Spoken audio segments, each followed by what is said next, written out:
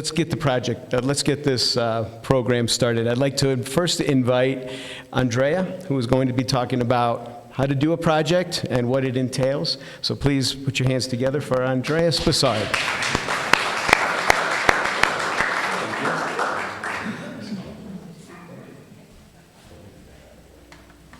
Good morning. So every several months, we, on our Community Projects Committee teams, will be sharing with our club and our guests some more in-depth updates on our projects and where we are. So I will share this morning how our projects get started and how they get funded. Carla will provide an update on our Girls Empowerment Program, and if you're not as familiar with that program, we have a lovely display up here, and Carla will provide a lot of wonderful details. And then Jose will provide an update on our newest project, which is our Prosthetic Hand Project.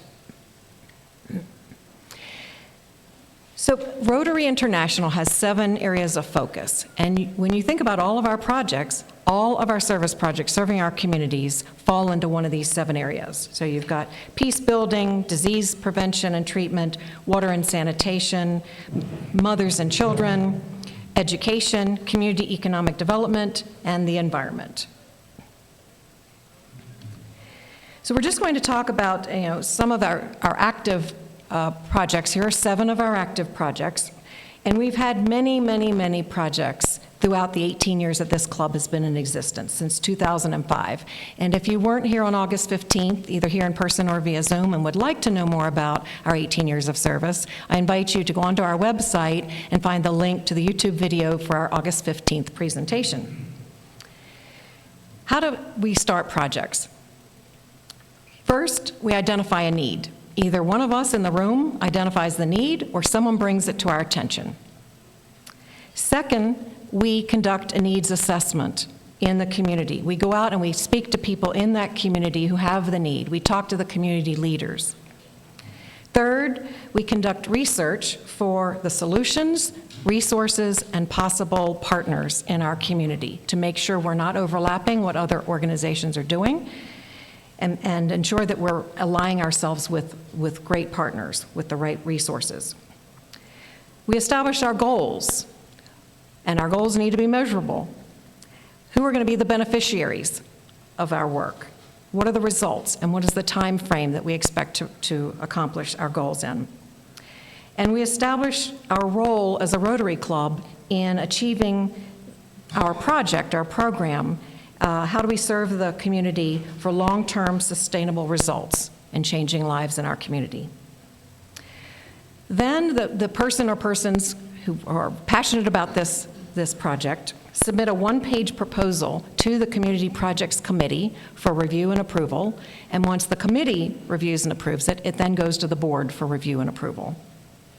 We develop a budget, and we typically establish a pilot program to get it started. And the pilot program typically has seed money that we raise in a number of ways before we go on to long-term funding. And then we secure the funding for the pilot program and the long-term project. And the ways we secure funding is through local fundraising. Sometimes we have fundraising lunches. Sometimes we have individual donors who want to support that particular program because they too are passionate about the need. We have international Rotary clubs, typically in the US and Canada, who have been very supportive of our programs. And we also recently have an Interact club that's going to donate money to our Girls Empowerment Program. I'll mention that shortly. There are district Rotary grants available, and there are global grants available to us through the Rotary Foundation. So the first one we'll talk about today is one that I know many of you are familiar with. Many of you volunteered with us. Now that we're coming out of the rainy season, we'll be back to painting some of the water cisterns. We welcome all of you to join us. So 15 years ago, one of our former members, Laura Stewart, identified a need in San Miguel, a lack of clean, safe water for people living in the rural communities. She spent 8 months conducting a needs analysis of issues in San Miguel that aren't being addressed. So Laura and Bob Leonard, another former member of this club, interviewed the authorities of San Miguel, other NGOs, and SAPASMA to ensure that our project would not duplicate work already being done. Laura found that SEDESA had the community development skills and the technical skills to help us partner and to achieve our goals to help people in the Campo have safe and clean water. So Laura guided this project for the first 4 years and the building of the first 465 rain harvesting water cisterns. So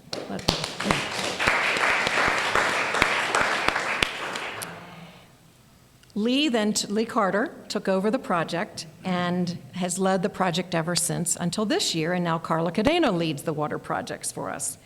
And today, 1,500 rain harvesting water cisterns have been built in the communities of San Miguel.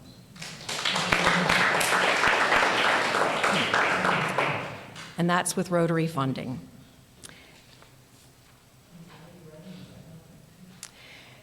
So further needs analysis in the communities identified that those communities where we had helped provide the funding, training, and resources to build rain harvesting water cisterns didn't have bathrooms in their homes. So that needs assessment showed, okay, here's the next need for these same communities who've gone through training and now have water cisterns. These homes had no bathrooms. People have to do their business out in the field. And open defecation in Mexico is a real thing, a real problem. So by identifying another need for these same individuals in the communities, we've now built over 300 dry composting toilets for these families, and we have funded over 300 of them to bring dignity to these families out in the Campo. And they receive the training and the resources, and we fund these projects, and they build these cisterns and these dry composting toilets with their own hands, and we follow up with them on a regular basis. Many of you have been with us for inaugurations of cisterns and toilets, and you just see the pride on their faces and how these are changing their lives and the lives of their families. As John and Michael mentioned our EEE Deaf School earlier this morning, a need was identified. There was no educational resources for deaf children. So John Doherty has spearheaded this program, and this school is now 10 years old. And Ron Felton, Michael Murphy, Robin Loving, and T.L. Phillips have supported this school and served on its board for many years. And again, we're having a tour this Friday, the 17th at 10:30, and we welcome all of you to join us. Another need that was identified was for funding for interest-free microloans to either start or expand a business in San Miguel. So we've partnered with Ezekiel, who founded Apoyo, because he was a child, as many of you have heard him speak at our Rotary Club meetings.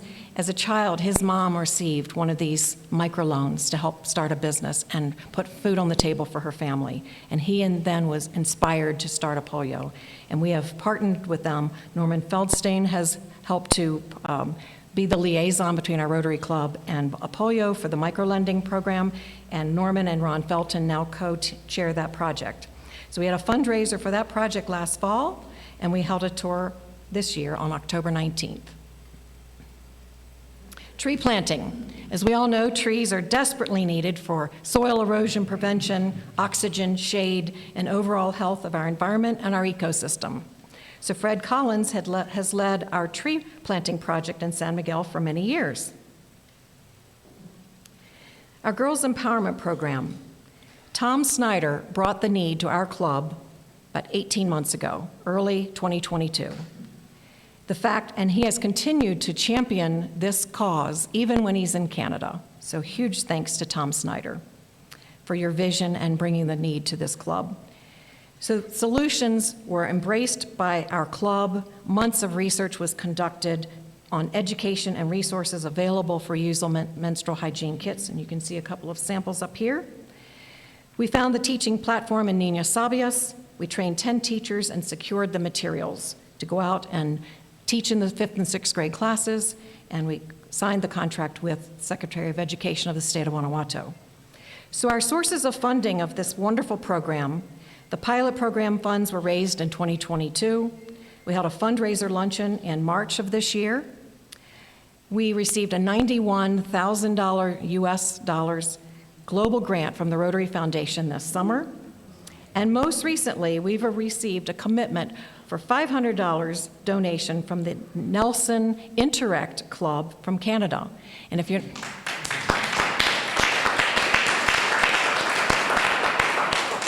So if you're not familiar with Interact, because San Miguel has 3 Rotary clubs, and we have a Rotaract club, for which Jose has been former president, but that's typically the 18 to 30-year-olds. Interact is at the high school level. We do not yet have an Interact club, but they are in existence around the world. And so Tom found one in Nelson, Canada, and they have now committed, these high school students have committed $500 towards buying these menstrual hygiene kits for our girls in our Girls Empowerment program. Terry Cavanaugh is our team leader for that program, and Terry, Lee, Carla, Jose, and I manage the day-to-day operations for the girls program. Our newest project that just got recently approved is our prosthetic hand project. Lee identified the need, and he found a source in the United States to provide these prosthetic hands for people who have a need. And now Jose is working with Lee to lead this project with the Rotaract Club of San Miguel. Again, our sources of funding: we conduct local fundraising, we have international Rotary Club partners, including the Kitchener-Conestoga Club in Canada, and Brian and Melody were just here with us at our meetings the last 2 weeks visiting and seeing our projects firsthand. And now the Nelson Interact Club of Canada is also helping us raise funds. Rotary District grants and the Rotary Foundation Global grants. Oops, hold on. As you can see, we've brought in quite a bit of money for some of our major projects that our club has started and funded and continues to support. $1.6 million US in global grants from the Rotary Foundation is supporting our programs.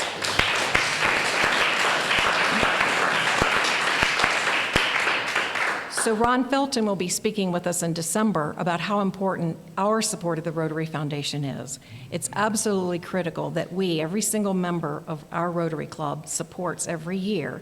It can be any amount of money that you are comfortable donating. But as you can see, if we donate, each of us, $100 a year, $1,000 a year, whatever we can do to support the Rotary Foundation, look at what we get back, many, many times fold. So I'm going to turn this over to Carla.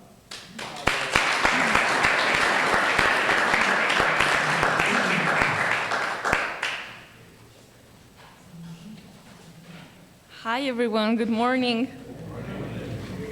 So today I have the honor and the opportunity to share with you some updates about the Girls Empowerment Program.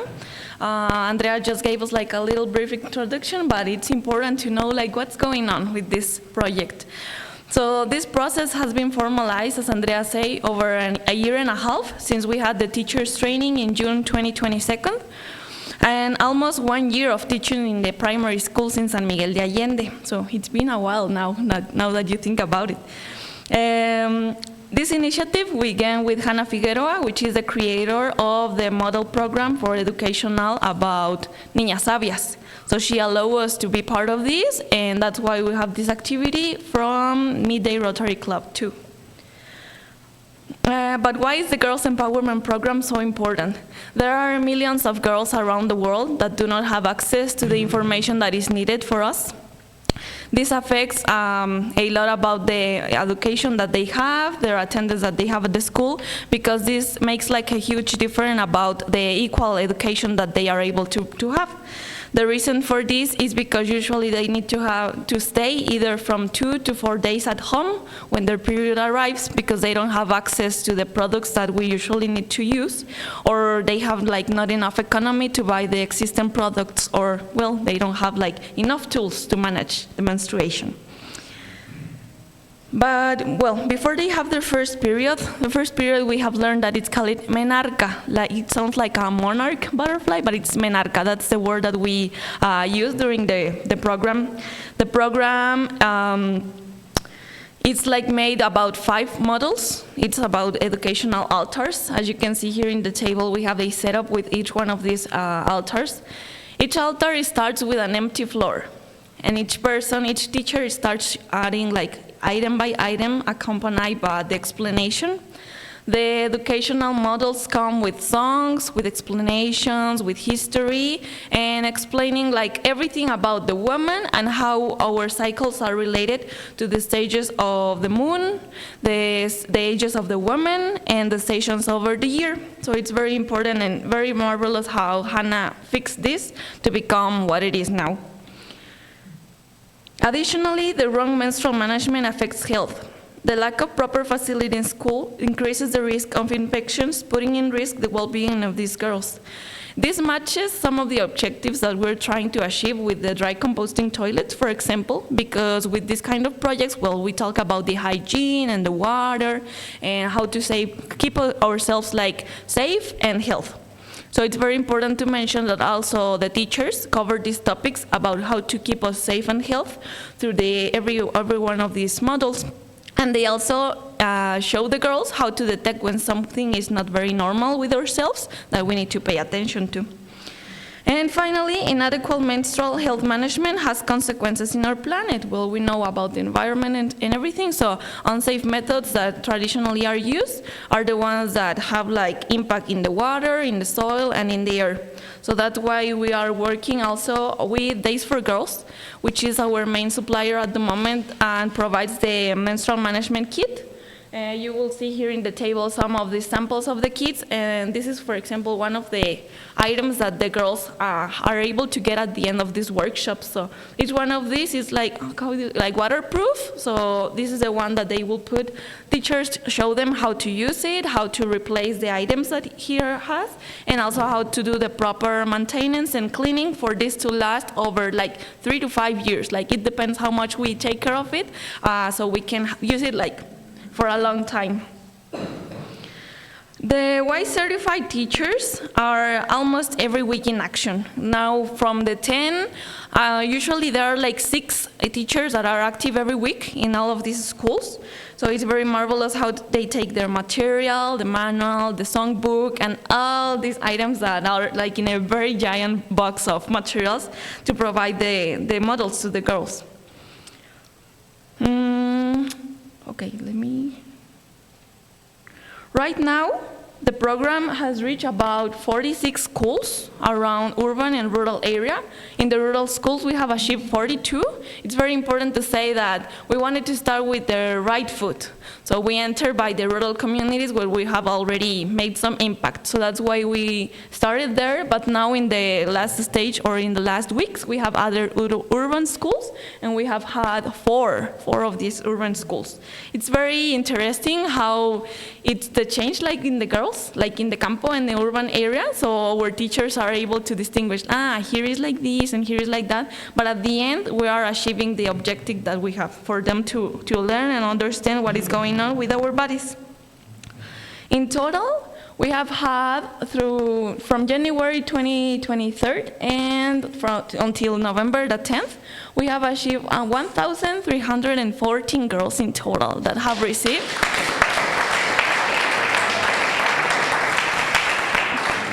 the ages of these girls go from 10 to 12 years, which is usually like an average of the term when we are going to receive our first period, and which is it's like a key part of our life when we need to have like more support, guidance, and in this case, the empowerment and the information we need to understand what is going on with us.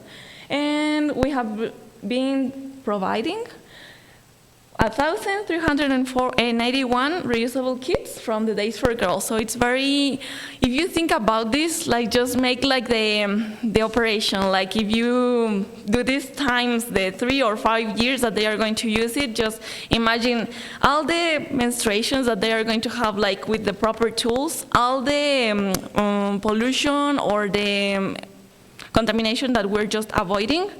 This is not like a single product use that you're going to use like once and then throw it away or put it like in fire in the rural communities, for example. So let's think about all this impact that we're just creating.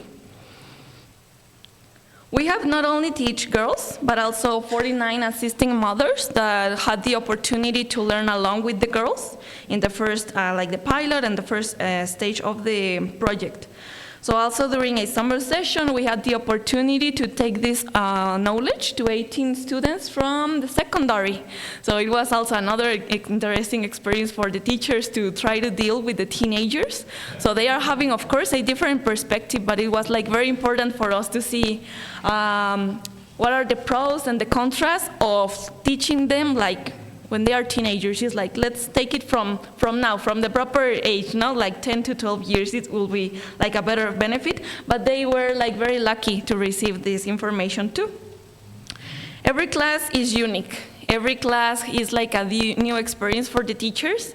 At the end of the 5 modules, they end like receiving smiles, hugs, letters, flowers, diplomas, and many things that you cannot imagine. It's like in every of these classes that they give, they receive draws. One of the workshops, or well, the homeworks that they have during the modules is you're going to make your draws, because at the end, in the altar number 5, your draws will be the slides that are going to show us something. With these draws, they are going to share us what they learn, what they like, what was their favorite model, for example, or what's the knowledge that they are keeping like the most and reflect it through a draw. There is one very interesting that I will share at the end, but for example, this one says, like, thank you very much, I like this workshop. You have taught me what my family or my mother didn't told me before. This one says, teacher, you have shared us a lot with us. We're going to miss you, and we love you so much. What I like the most about this workshop is that you help me to be more self-confident with myself, because I realized that menstruation is something normal. So it's like every draw is like special and unique. This one says, I deserve love to be who I am, and I allow myself to be myself. And it's super marvelous how many of them just pay attention during the classes. They are not writing down, but at the end you realize the good brain and the good capability they have to learn. In this one, they are showing about the menstruation and how to distinguish when something is normal or something is unusual. So when you see this, and it's like, the girl was not like writing down all of this, she had it here. And this is like one that impacted me so much this morning when Jose gave it to me. Look at this.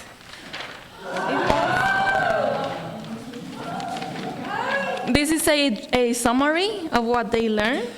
This is about menstrual hygiene. It includes like all the draws of the items that they learned through the altars. And at the end, here they actually put one of the songs that they sing along during these 5 years. And this one says, I'm pretty, just like you.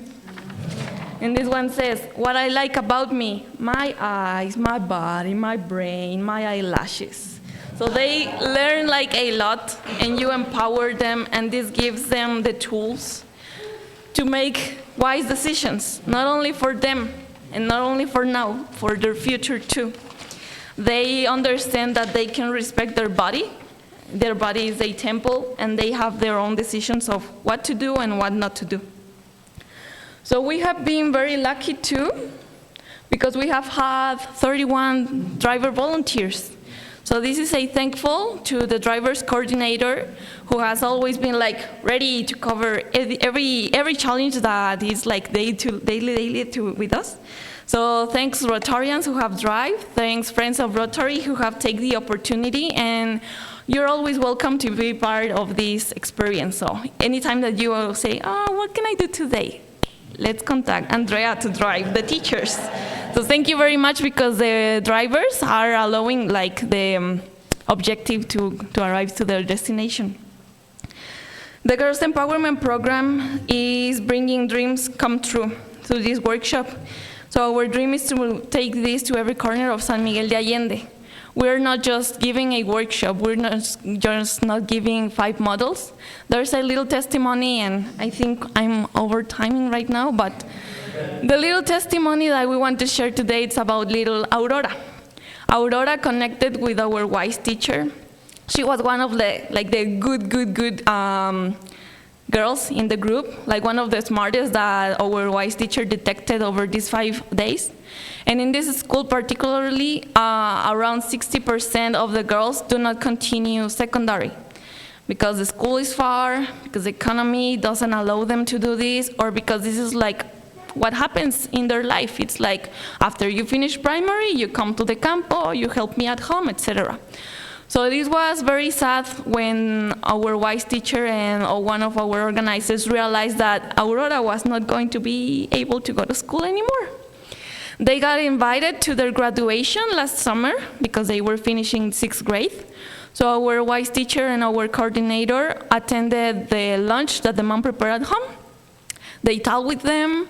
Our coordinator bring some gifts for all the students, and this was like a trick that she did, but I really like it because she took like notebooks and sticker and pen and etc.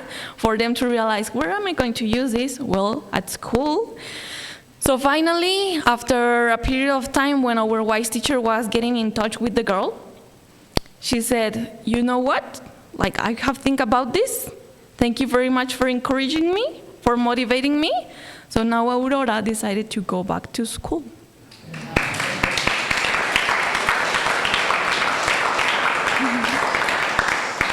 So we encourage all of you to join us in any way possible, either driving, participating in the events, getting to know the teachers, just knowing about the project. It's very important for us for continue achieving what we are expecting, because we know that this program doesn't only teach us, this also empowers the girls, the communities, and our objective at the end of the day is having more niñas sanas, seguras y sabias. Thank you.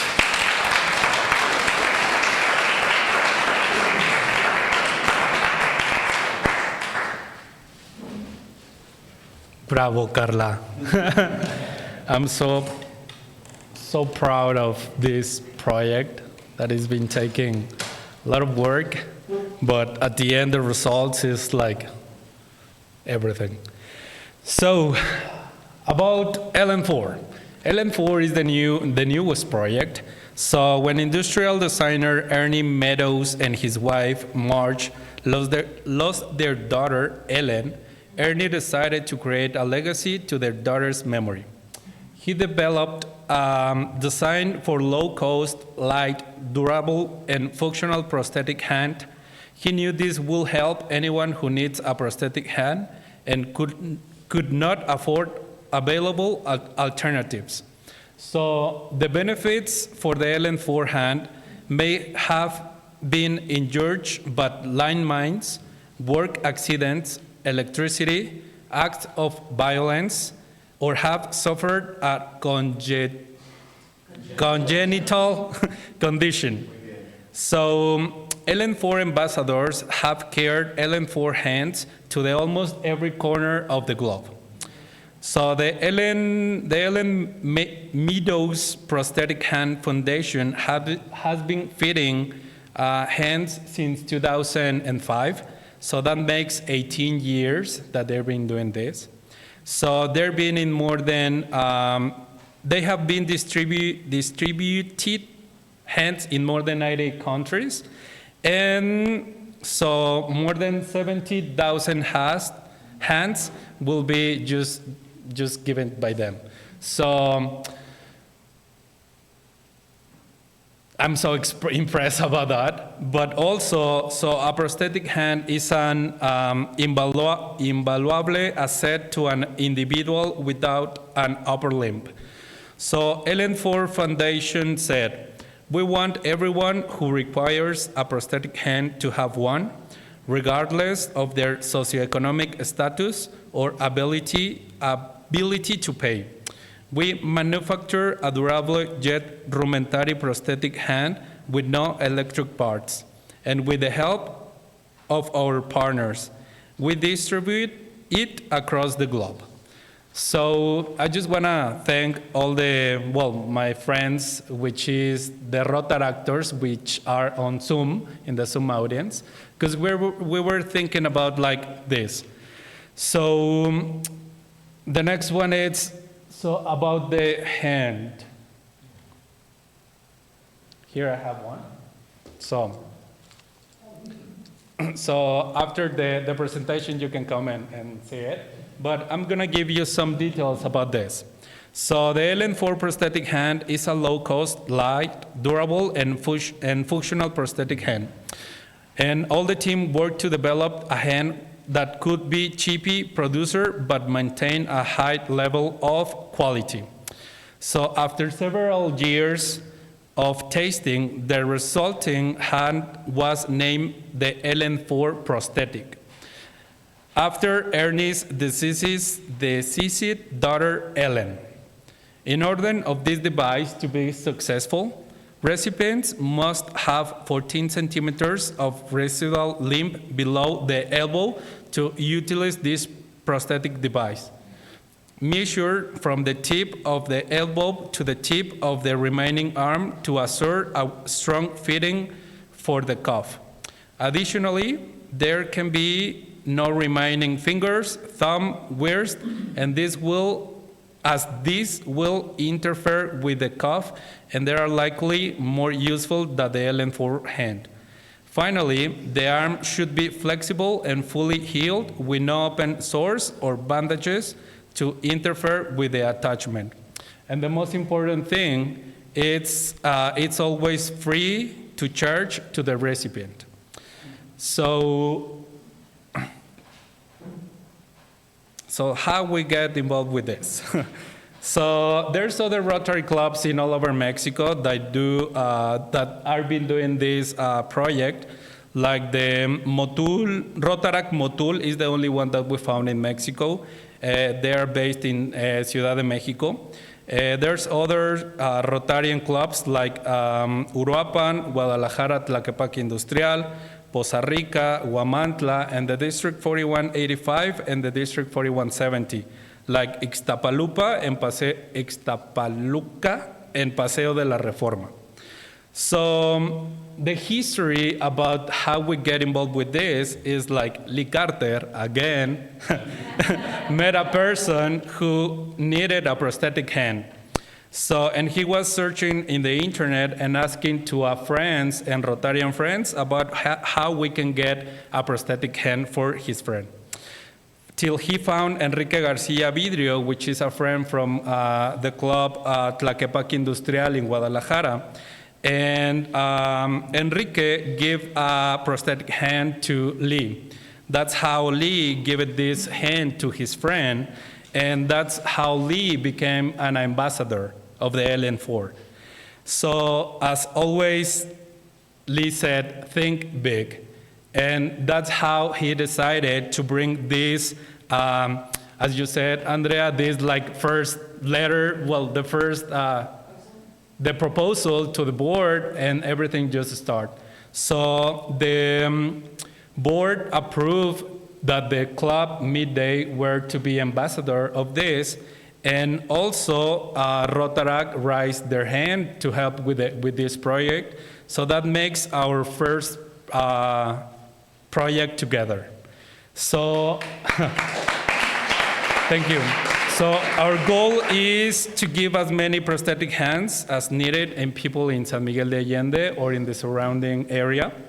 So we want to work with the DIF, with Crisma, CAICES, the Hospital General, Patronato Pro Niños, CASA, ABA House in Celaya, Amigos del Tren México en Irapuato.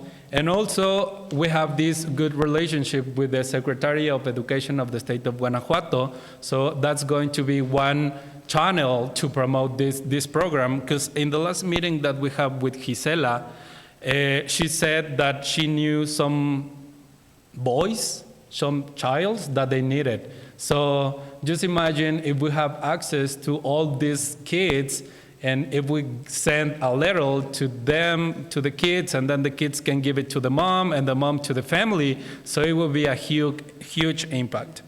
Also, we will work with the Secretary of Health of the state of Guanajuato, and also with other hospitals. As you can see here, there's some photos about the events that other Rotary clubs has been doing in Mexico, like in the corner, like just look, little boy.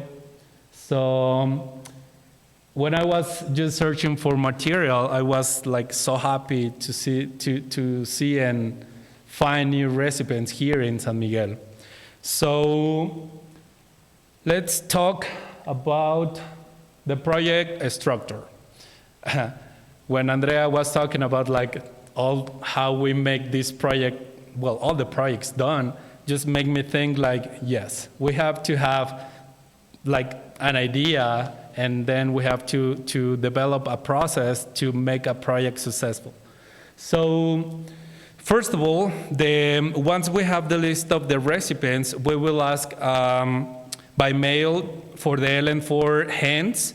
So Midday has the Midday Club has the LN4 ambassador registration. So he's going to be, well, we are going to be the one who has going to ask for the hands.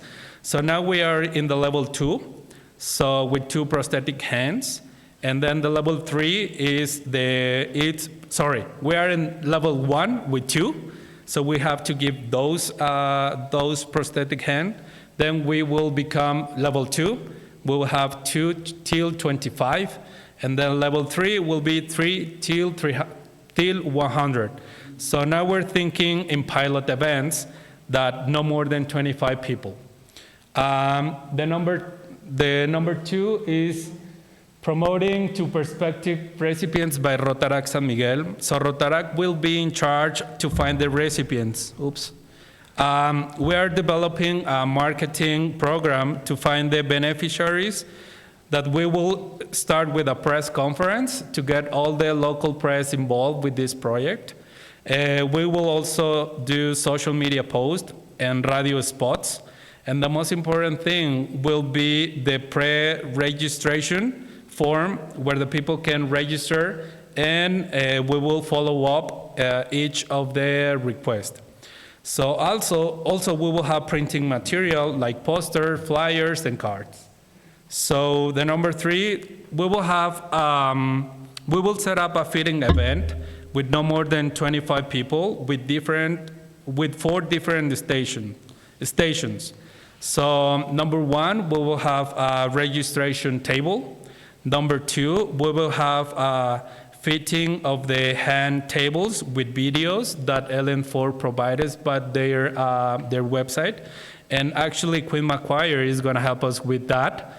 Also, we will need volunteers for the day of the event, because it will be an event with a lot of people just coming around. We will set up everything, so we will need hands for that. And the number 3 will be a practicing area with bottles of water, pencils, mugs, spoons, and other things that they can practice the function of this hand.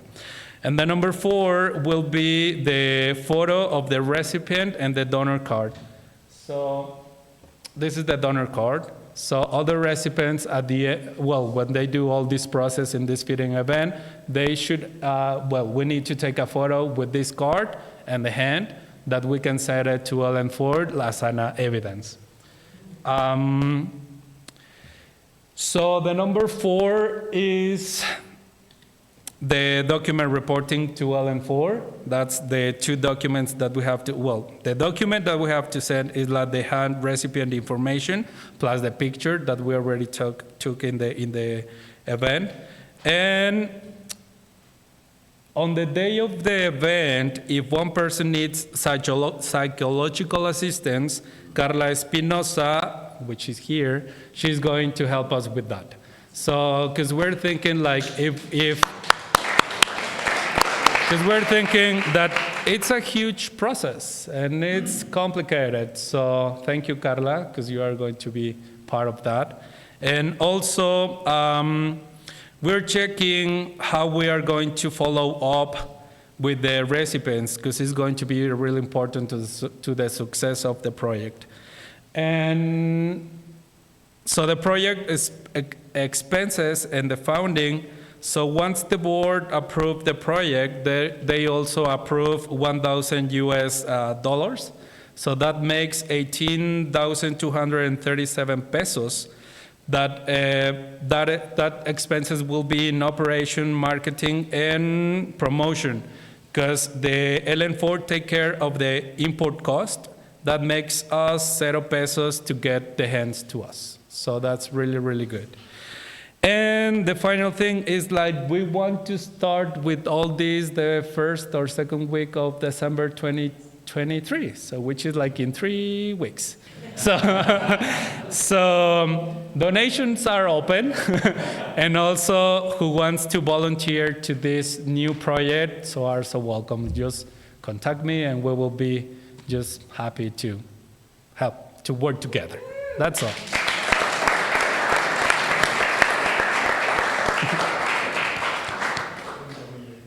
Yeah, he says, give me 7 minutes. Like, I was worried about being able to talk enough, and yeah. Yes. Thank you very much. Great presentation, you guys. You all deserve coffee mugs, but we don't have any up here, sorry. But this is a great, amazing, the presentation today. Thank you.